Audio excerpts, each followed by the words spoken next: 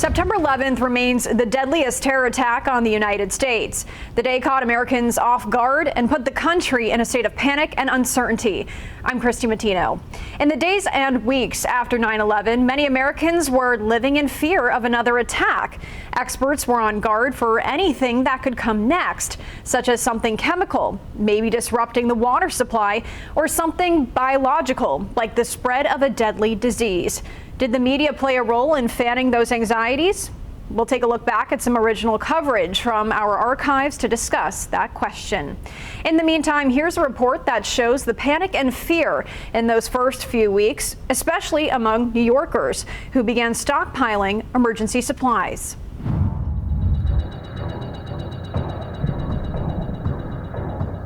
It's because now in living in New York City, right, where I think before September 11th, what happened was inconceivable. Now in my mind, anything is conceivable. I don't think it's a question of whether it's going to happen. It's simply a question of when it's going to happen and where. It's no surprise then that Americans are stocking up on emergency equipment in case there is a bioterrorist attack. Yes, we sell gas masks. Federal officials advise against making such purchases, but Richard Geist, the vice president of operations at Uncle Sam's Army-Navy store in New York City, says that's not stopping anyone. Normally, out of a location like this, we would sell 3 or 4 a week, and now we're selling 300 or 400 a day. Every 5 minutes, we get a call, at least, on both lines, 800 number. It could be from England, Florida, Canada, California, all over, and local calls. People all over the country are looking for ways to protect themselves and their families. On the internet, an increased demand for water filters after reports of threats to the nation's reservoirs. Sales of Cipro, the antibiotic to treat anthrax infections, also has skyrocketed. Flying off the shelves, yeah, like it was gold. Like it was gold. But in the case of an actual attack, how much gear is really needed to be completely protected? So this is for a nuclear biological chemical attack. I understand people are buying these. I understand they want to be protected. But even the experts say, chances are this isn't going to help you. It will protect you if you're given time, if there's a siren, if the media gives you warnings. You have to be fully geared up. This is not the kind of thing that you just whip out of the closet and put on in 30 seconds. Yeah, you need a few minutes. Simply owning this gear might not provide the level of protection you're looking for. Still, shoppers are snapping it up. I have a daughter who lives in Florida that basically told me I was throwing my money away, except when I tried to explain to her that what I was really trying to buy was whatever peace of mind I could get at this point in time, she understood. And a lot of those scared people are trying not to take chances. We have a concerned customer come in here. He bought 100 for his immediate family, and now he's inquiring to buy 1,000 more for his community. He would like to hand them out to his community. Whether or not all these preparations really will protect you, those people who are buying the equipment might just be buying some peace of mind. In New York, John Scott, Fox News. But the panic wasn't just all in their mind. News began to spread in the week after September 11th that spores of anthrax were appearing in the U.S. mail. News media offices and 2 U.S. senators were targeted that October. Yet experts and the media were working to reassure Americans that the risk of an anthrax terrorist attack was low. Here's a report explaining the infectious disease and how it spread that was aired during the height of the mail attacks. Anthrax, how much of a threat? Not widespread, say experts, who note you cannot catch it from other people, and if discovered early on, antibiotics are able to stop it. You can only get it if you breathe in the spores. Once you breathe in the spores, you can't breathe them out and give them to somebody else. So it's transmitted through the air. What does seem so frightening is that anthrax can be sprayed or laced into aerosol form, like this. But experts insist terrorists would have a difficult time achieving that and dispersing anthrax in large doses. They note the bacterium does not survive very well out of the lab. Sunlight can kill it. and spreading thousands of anthrax spores would be complicated. There are a lot of obstacles to making anthrax into an effective weapon. Professor Thomas Johnson says the Japanese cult that successfully unleashed nerve gas into the Tokyo subway in 1995 also tried an anthrax attack, but it didn't work. They had difficulty aerosolizing it, and second of all, they had difficulty getting those spores mature enough so that they were infective. So they infected no one. Anthrax symptoms start with a cold, then develop into a bad case of the flu. The government says it has stockpiled enough antibiotics to fight an outbreak, but that people should still be on guard. These are pretty horrible organisms, and people die. I mean, you find out very quickly how fragile humans can be. Experts say the best weapon against anthrax is your doctor. If you feel the symptoms of the flu coming on, they urge you to make an appointment and not rely on the usual over-the-counter medications. That way you'll know if it's the flu or something far more ominous. In New York, Eric Shawn, Fox News. Despite the low risk, Americans were scared and on alert. In fact, countless anthrax scares were reported in nearly every major city across America. From post offices to airplanes, if someone saw something white and powdery, it got reported. False alarms turned out to be things like confetti, crushed drywall, even mashed potatoes. All the reports were taking a toll on local resources. Check out this report from Houston with a bit of a reprimand from city officials after more than 100 anthrax scares were reported in a matter of days. Or is it just there, the substance? If it's truly suspicious, then call the police. Houston's police chief, along with other city leaders, say there have been more than 100 anthrax scare cases investigated since the weekend, and now it's taking a toll on city resources, like this Northwest flight, delayed for 2 hours at Intercontinental Friday. A flight attendant thought sweet and low may have been anthrax. And we're spending quite a bit of our time on white powders, either from laundromats or from kitchens or from bathrooms, and so we're asking people to use judgment. If you have seen a white powder on a kitchen table, maybe indeed it is sugar. Firefighters have had to don their hazmat suits over and over again, and the chief says the false calls have been time-consuming. Approximately about 20 calls a day. They're just related to this, which is far above our normal call volume for checking unknown substances. City leaders say if you see a white powdery substance, rule out the obvious first. In the meantime, Dr. Ralph Feigin says Houstonians are stressing themselves out for the wrong health issue at this time of the year.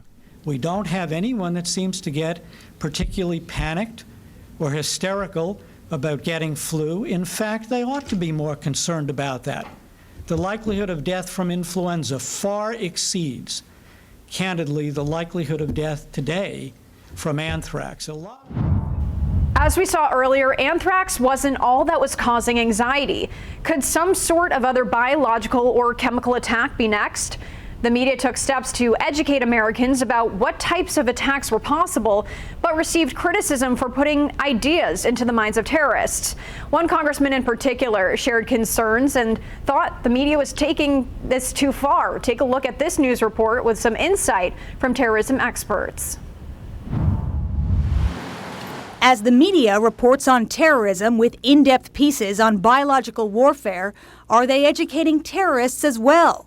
One congressman who works with the Homeland Security Task Force has concerns. We all watch the news from time to time or different interviews and think, why are they giving these people ideas about using the ventilation system in the Capitol, about attacking the economy by attacking the Postal Service? Broadcast specials on 60 Minutes and right here on Fox have offered information about how dangerous biological and chemical agents are made into weapons. In order to do harm to human beings with botulism toxin intentionally, one would have to know how to grow the bacterium and the correct method to get it to make the toxin. We showed excerpts of several in-depth reports to terrorism experts.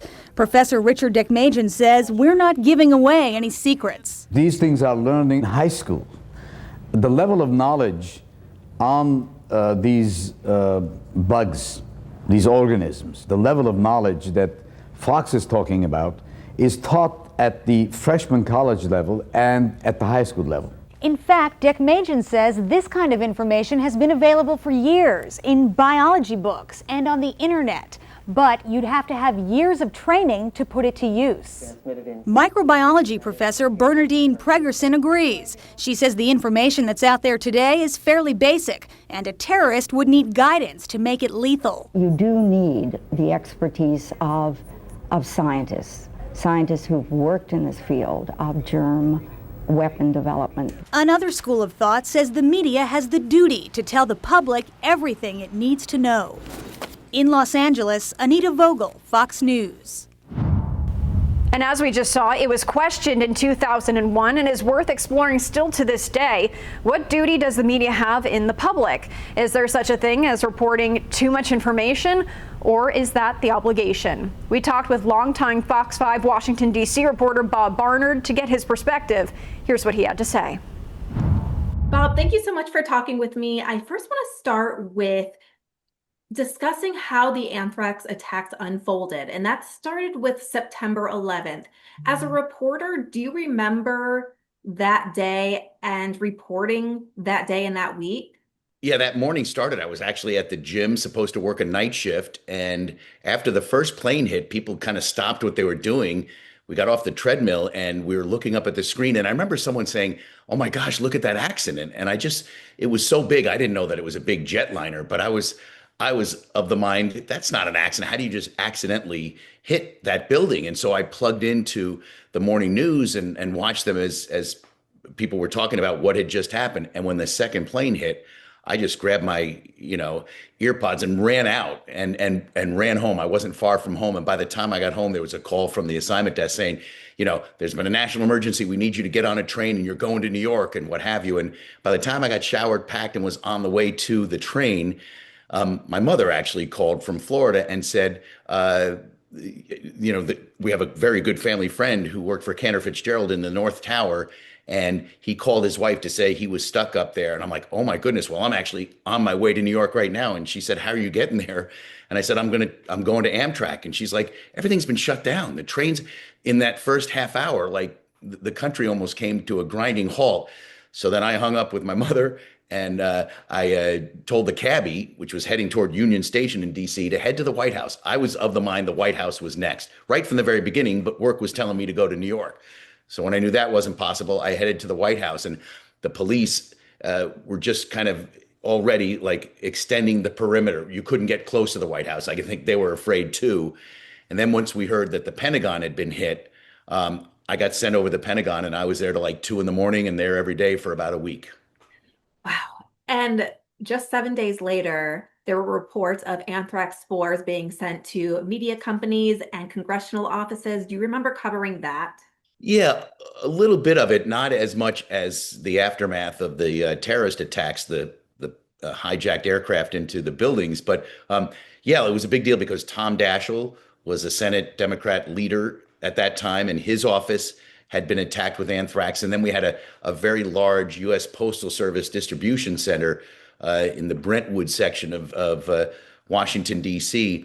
that had some of these, I guess, tainted, poisoned letters come through, and 2 postal workers actually were exposed and died. So after those 2 postal workers were killed, then it obviously was a very huge story. And then that started, if everybody remembers, irradiating, like checking and inspecting mail that was coming in to the building. And I don't think ever since then, we as a TV station in DC have accepted any kind of mail coming in. There were times where you could order something and just have it sent to the TV station if for whatever reason having it sent home wasn't going to work out.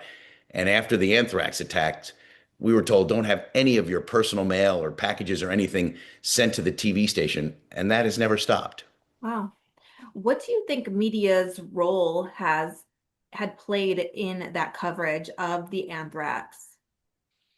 Well, I hope it didn't sensationalize it or make people panic. But it was important to inform people of what to do and what not to do. I mean, people were literally going to different jurisdictions to mail letters to kind of skirt Washington, D.C. And at the time I lived in Washington, D.C. and my wife and I were actually getting married about 6 months after, and we sent all our invitations from Arlington, Virginia. We figured if they go into D.C., they could get lost in this whole shuffle of being irradiated, have any potential anthrax spores be killed before the mail went out or came in. So, we had to go to Arlington, Virginia to mail letters, and we were kind of telling people, if they were concerned about that as a news station, to maybe do that themselves. So we played a role in trying to help mitigate any concerns that people might have of having, some kind of a domestic, as it turned out to be, terrorist attack come in through your front slot in your door or out in your mailbox, or have your important documents or whatever that you were sending out get to where they were going without perhaps getting tripped up. So I don't think we sensationalized it. I'm pretty confident we kind of just laid out what the authorities were telling us we should tell our viewers in terms of how best to take care of things. Back then there was no social media, so it wasn't as easy for those officials to kind of get the message out directly as they can now. They kind of worked through the media, and I think we did a pretty good job of that. Well, and we talk about panic, and we talk about fear, and we talk about copycat syndrome when we talk about media coverage. How do you feel like the anthrax attacks, and you did touch upon this earlier, but how do you feel like that media coverage has changed going forward? That's a good question. I mean, I think it opened our eyes to the potential of what could happen to just innocent people, whether you're going to work at the Pentagon, at least in the DC area, or at the financial center in downtown Washington, DC. And then with the anthrax attacks, yeah, there had been the Unabomber, but I think those were directed towards certain people. 9/11 and then the anthrax attacks, I think, kind of just opened our eyes to the fact that there were people out there wanting to do harm to Americans for whatever reason, and we're willing to go to kind of extreme lengths. And I in some ways, it has changed how we think about things, and it's easy for people to forget, or for younger generations that didn't live through it to think of the horror of that, especially the 9/11 attacks, the anthrax to some extent as well. But even just going through the airport, people pay attention to what you have in your carry-on luggage now when you go through an airport. I remember thinking after 9/11 and the creation of the TSA, the Transportation Security Administration, who we see at the airports, all over the country. It wasn't long before that I was actually flying through LaGuardia Airport, and I remember putting a bag down. It went through the conveyor belt, but the people, they had like blue blazers on. They were just kind of a private security firm that was hired by the airport. They didn't even look at the screen. I put the bag through, and I was kind of watching for them, and they were talking amongst themselves. I walked through, grabbed my bag, and went out. So how we were screening people getting on airplanes was very different before 9/11 than it was afterward. And again, in terms of the U.S. mail, which is how those anthrax attacks were distributed, maybe we're kind of back to normal. But again, in our case at work, you can't just willy-nilly send things or expect to receive things in certain places, especially in our case at work. Yeah, absolutely. Before I let you go, anything that you remember reporting on September 11th and the subsequent anthrax attacks, and that you would like to leave our viewers with? Well, I just remember it was kind of a very strange day because subsequently, I knew quite a few people from my hometown on Long Island in New York, Manhasset, New York, who were either still living in Manhasset, my hometown, or other towns, but grew up in my hometown, who I learned in the days and weeks after that a number of people I knew personally had been killed. But on that morning, I knew of one for sure who was in the North Tower, worked at a company on like the 104th floor. And I knew he was trapped. And so as the day went on, and this was a close family friend I've known my whole life, that something awful had happened to that particular family, and something crazy was going on in New York. And here I was at the Pentagon, where 184 people had been killed, and I had been in Oklahoma City after the bombing. I was working in Tampa at the time, was sent as a reporter to cover that, and that was unbelievable. And I kept thinking on 9/11, here I am at the Pentagon, and there are 180, as we knew a lot of people were killed. We didn't know the exact number, I don't believe, that day. But here's this most awful thing that has happened, and it's the second story compared to what happened in New York. So it was very strange. It was like not nearly on the scale of what happened in New York, but it was one of the worst things I've ever seen and had to report on. And in the back of my mind, knowing that someone I knew for sure was dead, it was a very odd day. I tried to stay, sober of thought and do my job, but there were weird, even on that very day, a lot of weird thoughts going through my head about what was going on in our country and how so many lives were going to be impacted. And yet I couldn't even deal with that yet at that point. Yeah, has that impacted you as a reporter going forward?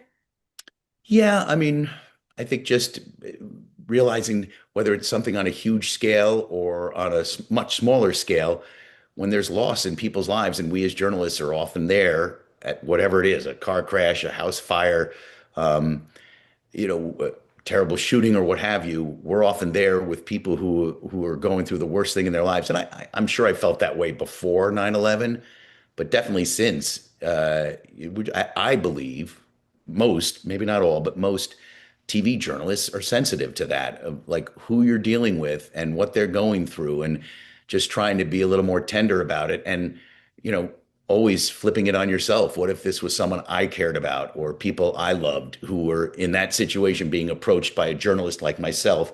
How would I want to be treated? The anthrax attacks disrupted America's sense of security, even more so after 9/11, and took a toll on resources across the country. In all, 5 people were killed and 22 others were sickened. Multiple agencies investigated, including the Justice Department, the FBI, and the U.S. Postal Service. The investigation concluded nearly a decade later. And we'll leave you with this: a look back at how that investigation unfolded and who was named the suspect. This is also a look at some of the victims as they were remembered on the 10th anniversary of their deaths in 2011. Thanks for watching this Live Now and Then. I'm Christy Matino. The day started with a candlelight vigil outside the old Brentwood Mail Processing Center in Northeast, now named for the 2 postal workers killed in the anthrax attacks. My whole world changed. Mary Morris is the widow of Thomas Morris, who at age 55 died 10 years ago today. Also remembered later at this memorial service at the Basilica in Northeast, Joseph Cursine, who died 10 years ago tomorrow. His cousin is Vita Cursine Chase. Everyone knows he was a good person. Everyone who met him loved him. The anthrax attacks killed 5 people and sickened 17 others, including now retired postal worker Leroy Richmond. More than anything, my reasoning for living has improved, believe it or not, because I believe in volunteerism and I believe in helping those that are less fortunate than you. Others harbor bitterness about how the attack was first handled. The folks on the Hill, where the first letter was opened in Senator Daschle's office, all the proper procedures were followed for Capitol Hill. Yet a few miles away at the Brentwood facility, nothing was done. For 3.5 days, they knew a building was contaminated and took no action to protect the workers there. And there's still doubt in my mind as to who perpetrated this on the Postal Service. The federal investigation that initially focused on bioweapons expert Stephen Hatfill later named government anthrax vaccine researcher Bruce Ivins as the prime suspect. Rachel Lieber is the federal prosecutor who helped lead the investigation. Really, the case against Dr. Ivins was complex, it was multifaceted and compelling. But Dr. Ivins committed suicide in the summer of 2008, just before he was to be charged in the case. This notion that we just, as a matter of convenience, picked Dr. Ivins out of a hat because he had tragically committed suicide it's completely belied by all the efforts that we had taken to that point. And Thomas Morris's widow says she's satisfied with the investigation. And besides, he's not coming back. That part will not change, no matter who did it